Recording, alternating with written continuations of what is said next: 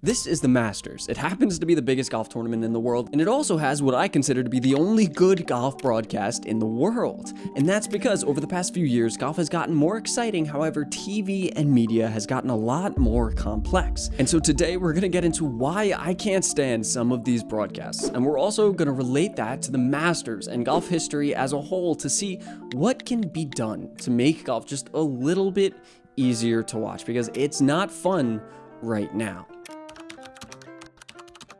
Throughout history, golf has really never been that intriguing to watch. It's slow, tedious, and there are some real flaws in the game that make it almost impossible to tell a story about easily. There's basically no storytelling. If you go back to the biggest and most watched and most successful broadcasts ever, they were successful because there are some aura or story moments behind them. Like Jack Nicklaus's last Masters win in 1986, Tiger's legendary US Open at Pebble Beach, or even his comeback at the Masters in Augusta in 2019. As fans, we were watching because there was something to hope for, and every second, at least of the final round, was bringing us closer and closer to finding out the end of that story. And that's what helped those broadcasts specifically stand the test of time as some of the most searched and watched golf tournaments ever. However, really only those final round of those events are watched now. That's because no one really cares about the first 3 rounds because there's literally no stakes in them, or at least it doesn't really feel like there are a lot. Without the stakes, it's harder for fans to justify watching, besides hoping that the guy you want to watch is going to make the cut. And I think that's one of the main things that LIV has done so well, and the fact that the PGA Tour has been bringing on Netflix shows has helped us get behind some of those guys that are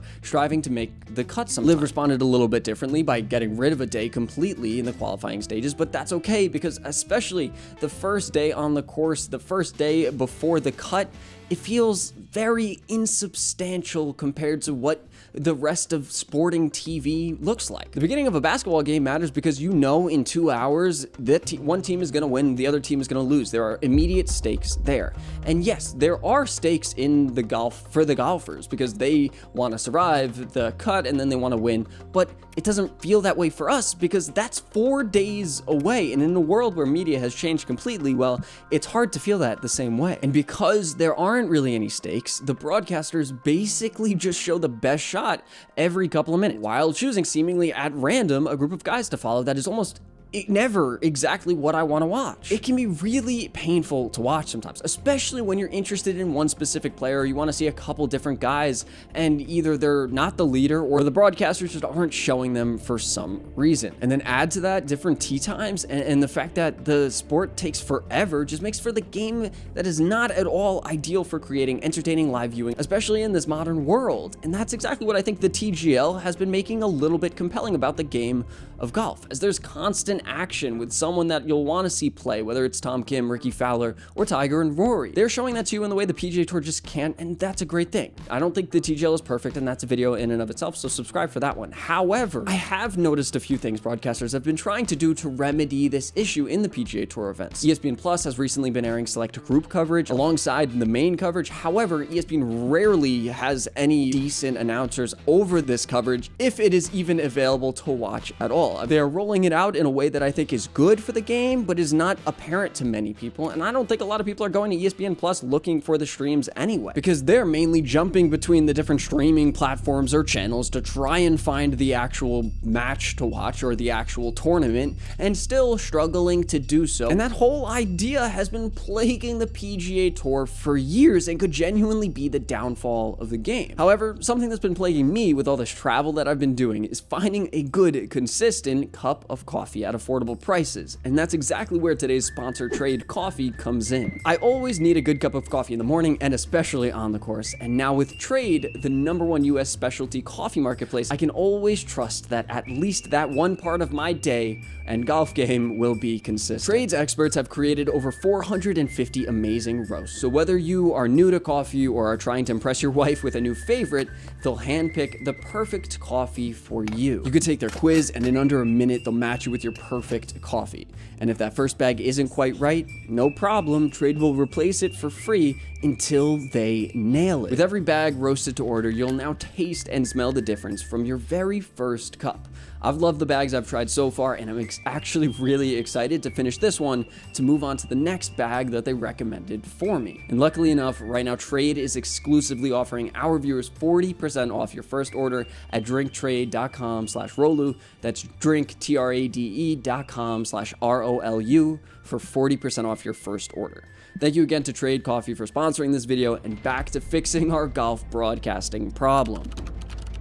Now, because the PGA Tour's broadcasting rights are split between CBS and NBC, different tournaments are aired on different channels and or even different times and different platforms. And that has made it a little difficult over the past decade, but in reality, it just really meant that you're flipping between a couple of channels that you almost certainly already have. And then you could put on some golf and listen to a decent, at best, broadcast of the events. But you knew what you were getting and you know where you could go to actually get it. But now, with streaming services, not only do you have to have multiple accounts like Peacock, Paramount Plus, or the sign-ins for CBS Sports and NBC Sports, but you also have to have multiple apps on all of your devices, and it's incredibly difficult in a world that's supposed to be made easier by all of this stuff. Now, it's not as bad for people that still regularly watch via their TV network. However, that's becoming less and less common, and they are almost certainly missing out on a lot of golf since the broadcasters constantly bounce between the streaming partners depending on time of day or whatever the hell is going on in the atmosphere or what your star sign is. I don't get it.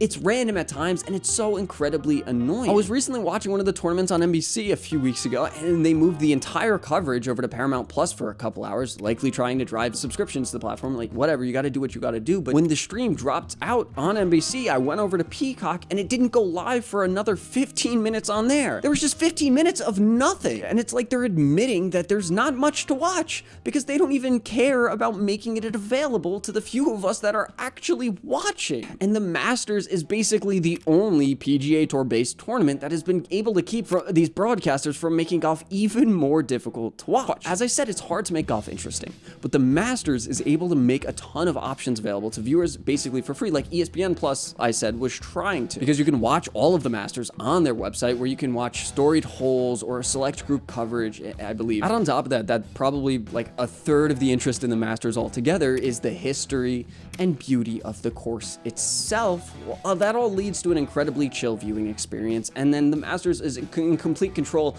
of everything about the broadcast up to the color of the broadcast, because they want to make sure all the greens look the same. It's actually incredible color correction that they have to do. So you get that chill viewing experience alongside hopefully a fiery Sunday as well, and that can create a very, very successful Masters broadcast. However, it's certain that the rest of the PGA Tour is pretty much getting that all wrong. TV ratings plummeted on the PGA Tour in 2024, despite some incredibly compelling performances. But because the PGA vs. Live fire died down a bit, and the fact that today's media has changed substantially, while golf just hasn't really changed at all, except for the way that made it even more difficult, like I spoke on before, it hasn't created this good environment for golf at all. We spend so much time watching short, story-driven content, especially nowadays online, like my videos, like shorts, like Bryson's videos, and other things like that. And when that much decent content is available to fans now more than ever, well, it gives them more options, so when streams fall out completely for no reason or jumps to a new platform, they aren't necessarily intrigued to do that, and they're going to be more critical of it when it doesn't meet their higher expectations now. These broadcasting companies have been getting away with just showing the best shots basically every day until Sunday, and the truth is, that's not really what a lot of viewers want to see anymore, not to mention the irreparable harm that can do to our review of what a normal pro golf round looks like. The viewers want to be shown stories about the guy who made it through the Monday qualifier, or the kid who used to caddy at the course and is striving to make the cut, or Rory making the push to complete his career Grand Slam, or what have you. The tour needs to push these stories and have the broadcasting company follow guys that have these stories to tell, instead of just the ones hitting good shots. By all means, still show me the wild sand saves and 340-yard drives by guys younger than me, but also we need those stories, and then on top of that, we desperately need to know where it's gonna be shown. Stop jumping between streaming service and normal station, or from one streaming service to another. There needs to be some consistency for viewers to make it easier for us. It's unbearable, and it's making this already difficult game to watch, as I've said before, more difficult. And in a world where the tiger draw doesn't really exist anymore, the game needs these broadcasting companies to be on their toes. Bring the characters into it, interview players on the course, and tell better stories. And if they can't do that and do it well, I'm a little worried about the future of this game, especially on TV. But let me know what you think. Do you think I'm wrong? Do you think that you love the way that they're putting on these events, or what would you change specifically? Let me know down below. And if you like this video, jump on over to this one about how the Masters makes money, or this one about the bizarre rise of the Titleist Pro V1. Thank you for watching, and thank you to all my Patreons for supporting me down below.